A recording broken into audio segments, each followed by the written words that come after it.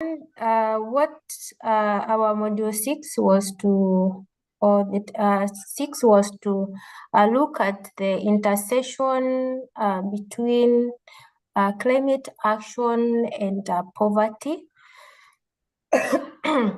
And in my discussion today, I thought first I would want us to let know what is poverty, and I will describe poverty as a situation where individuals cannot meet their basic needs, their day-to-day necessities of life. And poverty, we can look it into majorly 3 aspects, that is necessities of life, where people are not able to afford food, water, shelter, and clothing, and limited opportunities where they are not able to access quality education and healthcare, and then social impact where you living in poverty, you cannot afford all that, you don't have access to them, so you might be mentally and physically not comfortable. And also because we are looking at how these two intersect, as if everyone here was in our discussions yesterday, we all understand what is climate change. It's we will say it's long-term shift in temperature and weather patterns, and that has brought a lot of disruptions in weather patterns, leading to the effect like droughts, storms, and floods. And now, as we discuss how we are going to work, because climate action, it is what we are going to do to maybe to mitigate the effect of climate change, or maybe to build people's capacity to adapt and build the resilience against climate change. So that is what we call climate action. And in our discussion, I decided to come with 3 interventions, maybe intersection, major 3 intersection where I think these two interact, where one, it's using clean energy solutions. For example, if we are going to use solar for lighting our houses, that means we are somehow reducing or mitigating the effect of climate change, because solar means that we are not emitting carbon and its equivalent, emissions and its equivalent, so as to produce light or electricity. And also, when the next maybe would be climate resilience developments, and that will be investing in structures and practices that can withstand drought, floods, and other climate impacts that can protect poor community. For example, now if I would give an example of which is very rampant in Kenya, it's droughts and floods.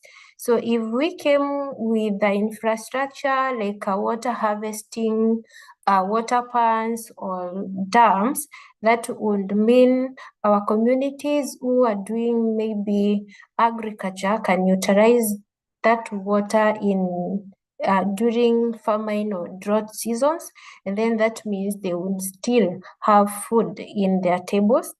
And then where these issues also intersect, I thought we could empower the poor, especially women and youths, and involve them in decision-making processes. Now, I'm saying this because many times that decisions and policies that are made from people in power, and very, very little involvement of the communities, especially women and youth. And that means you cannot sit on a table to make a policy and or a regulation that affect these people more, but they're not sitting on the same table with you. And those are some of the intersections that or climate actions that I thought I would touch on. The goal, of course, of our intersection of the goal of the climate action is to reduce the emissions and uplift people that live, uplift people out of poverty and improve their livelihoods. I also thought that it would have been important for me to highlight some of interventions that we have been doing that I think their climate actions, and they are still supporting in reducing poverty, because we have done major works in climate smart agriculture and agroforestry and clean energy. So both of them, climate smart agriculture ensures that despite the effect of climate change that we are seeing today, our youths, our women, and vulnerable community can still produce their food. And now that's the entry to reducing poverty, because when we're starting to look at how we can reduce poverty, I believe we should start with addressing basic needs before we go somewhere else. And with climate smart agriculture, at least people can have some food on the table. Climate smart agriculture one has three pillars, that is productivity. It aims to sustainably increase agricultural productivity despite of weather conditions. And then now, if the productivity is there, then we will talk about adaptation. Adaptations means that despite us having drought, for example, if we have harvest and water, if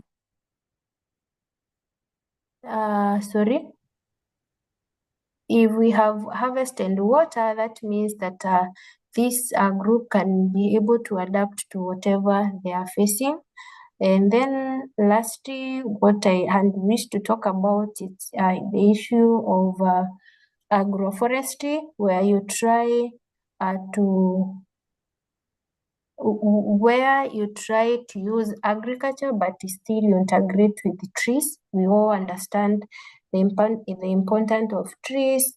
They can serve as food. Sometimes we can do fruit farming. There are some that serves as fodder, so you can use them for your livestock. And those are some of things that we have done. I feel that they are cornerstone of elevating poverty, and at the same time fighting the effect of climate change, because I believe if we have food at the table, then we can talk of surplus being sold, and then people can access education and other basic necessities of life. That's what I had prepared for today. Back to you, Sharikat. Great. So, question to either of you, whichever one of you would like to join in. How do you define poverty? Like, there's a lot of definitions of poverty out there, some given by the World Bank, some by the UN.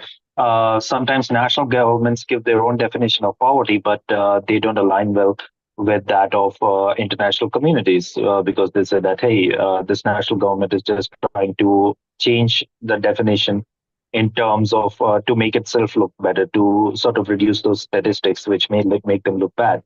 So how would you define poverty, and specifically in context of climate action and environmental sciences?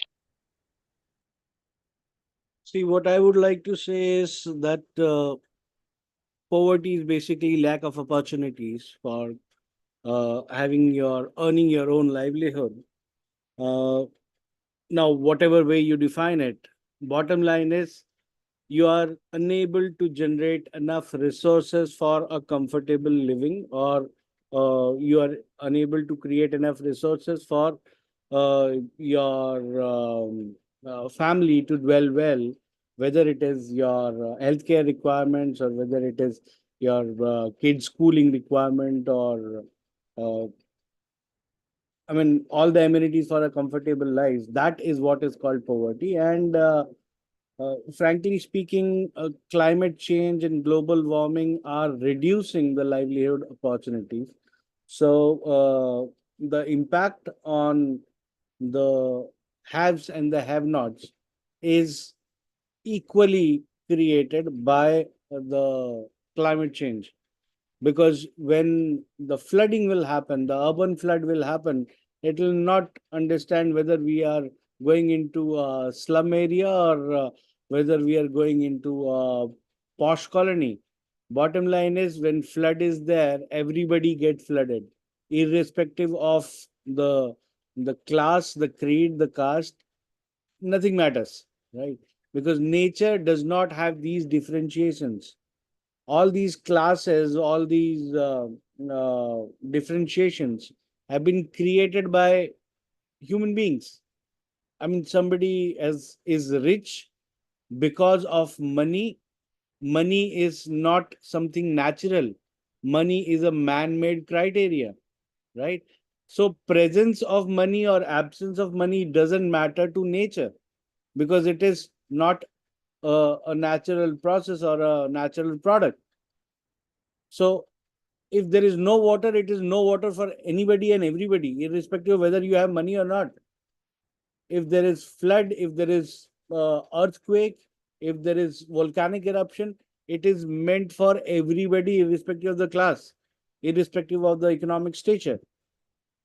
But if we restore our natural resources, there is a lot of opportunity which get created only to benefit the people who are the economically weaker section, because economically affluent section are the people who already have their set businesses. They know where to invest, they know where to put their money, they know where to start their new enterprise.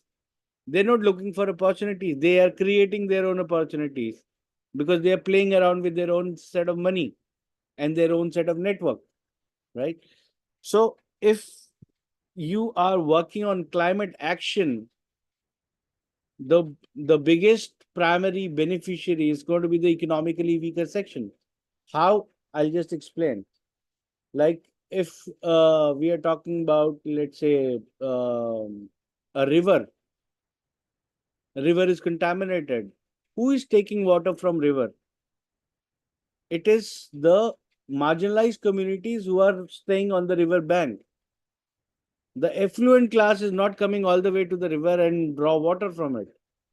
They have got their set systems wherein the water is drawn either from either the groundwater is drawn, then sent into the RO plant, and then made as per the WHO standards, and reaches the home through pipeline. So if the river is polluted, who is the most affected? The marginalized community who is living on the river bank. If the river is flooded, who will get the impact first? Obviously, those who are living on the river bank. So if the river is restored back to good health, who's going to benefit the first? Obviously, those people who are living on the river bank. If you talk about, let's say, like Nancy was talking about solar power. So this is something which I would like to propose to Nancy, that if you look into the formation of the photovoltaic cell, the cell is designed in such a way that it will only accept photons from the sunlight.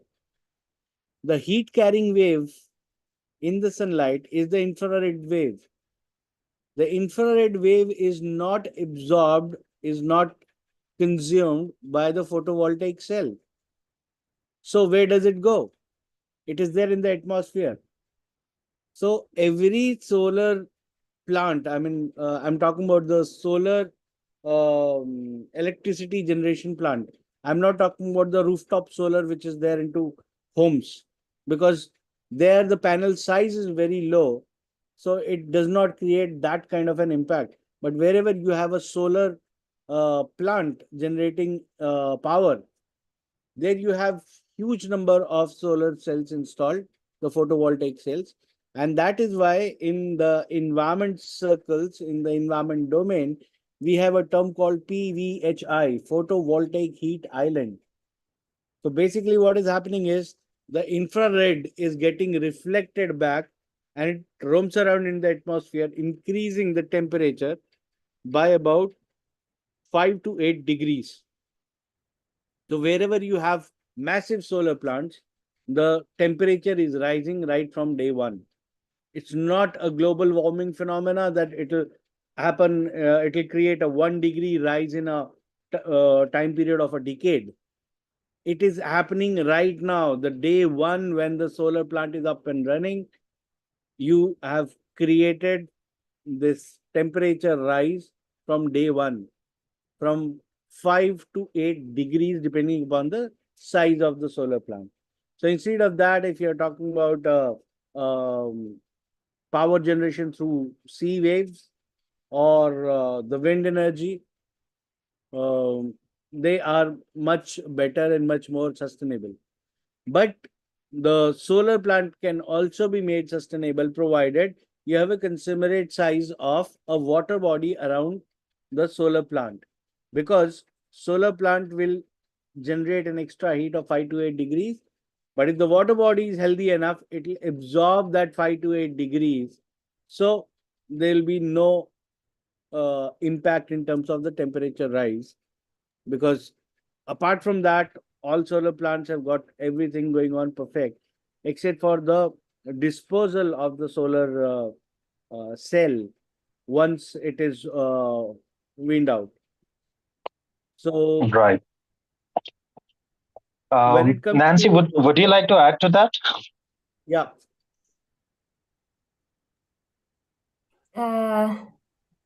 Yes, I would like to add to that. I believe what we are looking into here is small ways that we are doing to make sure that in our own ways we are mitigating effect of climate change.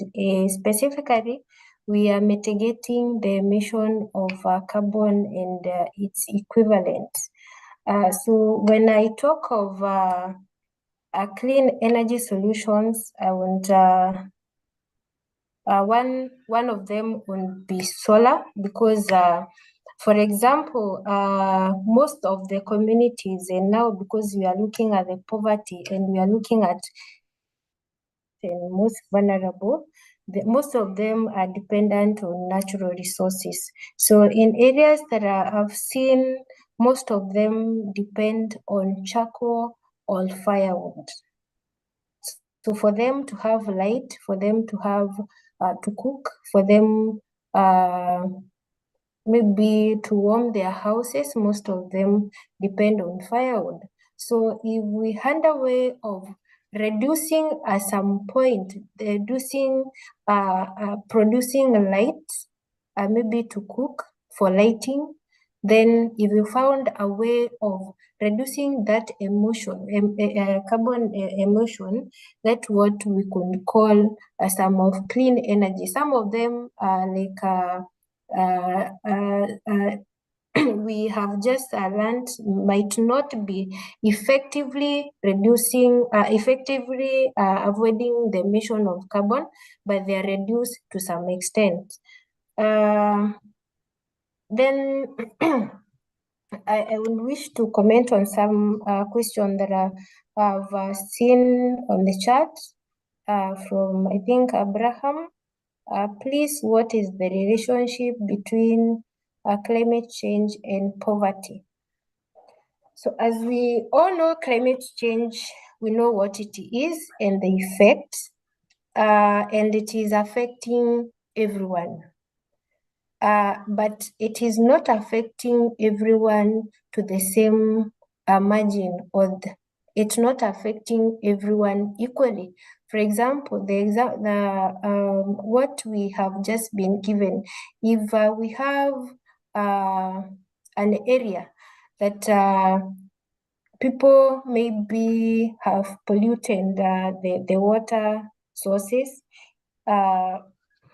These people consuming the water might be people living near there, but you see, if that water is polluted and someone is well enough or they can afford, they can treat that water. Another aspect where I find climate change, the relationship between poverty and climate change, as much as this effect are with us, it doesn't affect everyone equally, because our poor community, our marginalized, our vulnerable community, most of them depend on natural resources as they are.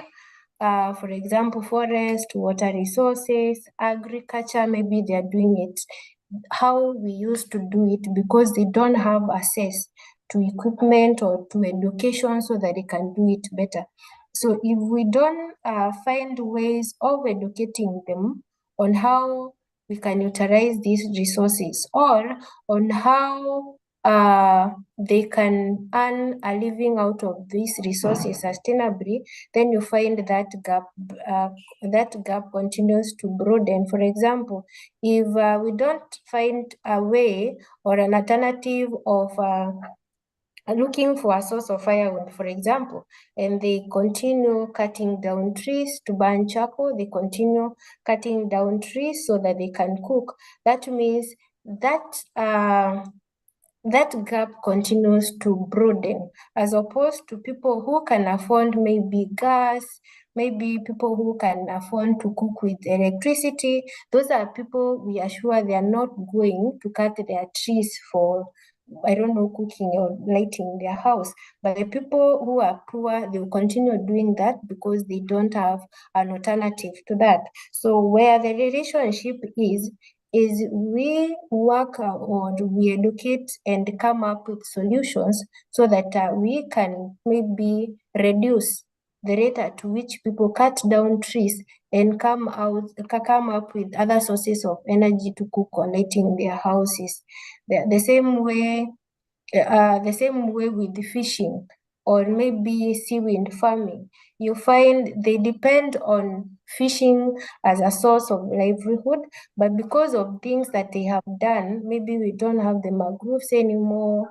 When the flooding comes in, are not able to access the ocean. So that means their poverty levels increases now and then. But if we find ways of addressing the issues or the effect of climate change, and at the same time empowering them to come up with alternative solutions, that means we are all going to achieve what we are looking for, fight the effect of climate change, and somehow uplift, because now we have come up with alternative solutions, we can somehow uplift their way of living.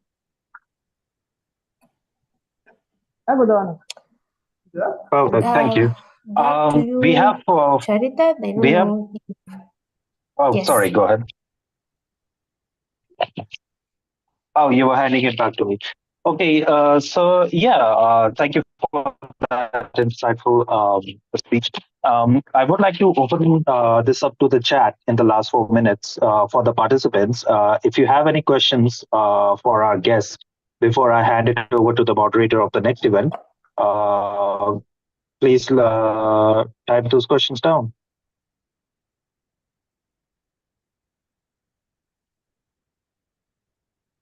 If there's no questions, I guess our speakers did a great job of explaining their position and inspiring the next generation of youth leaders. So I would like to. Oh wait, what measure can we implement to assist the rural residents since they are deprived of certain things like gas cylinder? Either of you may take this up. So, Ibrahim, basically, gas cylinder is not. I don't think it is very necessary things. Cooking of the food is way more important than gas cylinder. But if we actually look at it, there are plenty of ways and means which are possible without even hurting the environment around us. Like you would be aware of the concept of biogas.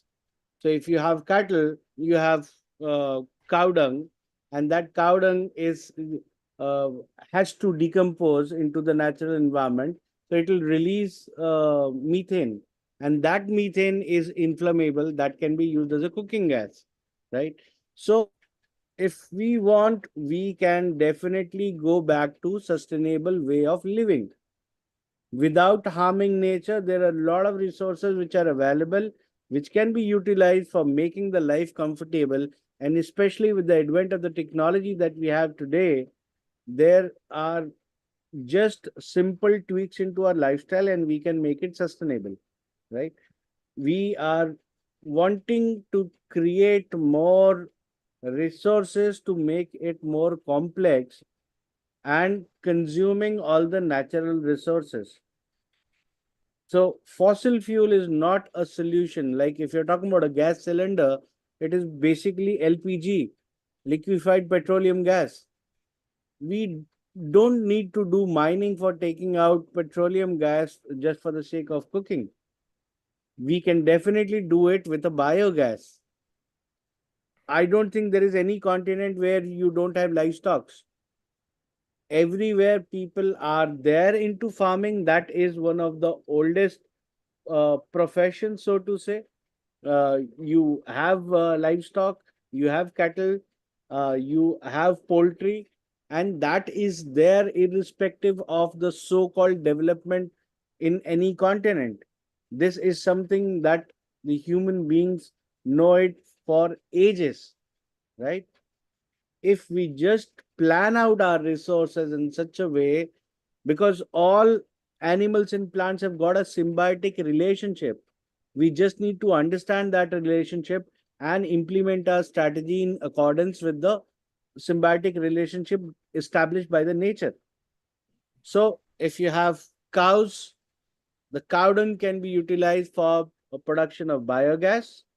The waste, which is slurry, that can be discharged into a water body. Water body, you can have your aquaculture, your fishery, and the same water can be used for irrigation of your farmland. So the agri waste will become fodder for the cattle. The cattle waste, which is cow dung, is actually going into the biogas for production of your electricity and cooking gas. And the waste of that biogas plant is slurry, which is going into the water body. Now you have aquaculture, which is your second line of production. Then the fish excreta is ammonia. Ammonia is required by the farms for a better yield. So instead of using that chemical urea, you can just use this water, which is from a fresh water body, wherein the aquaculture is being done, and you can use it as a liquid fertilizer for the plants. So your entire farm Right. is chemical free, it is antibiotic free, your input cost is low, and you have a comfortable life and a comfortable yield. So it is just about tweaking the way we live. Right. That is very insightful. Unfortunately, we have to move on with the next event. So I would like to invite Kapoka Gerald, who's the moderator of event number 7. Kapota, could you unmute, please?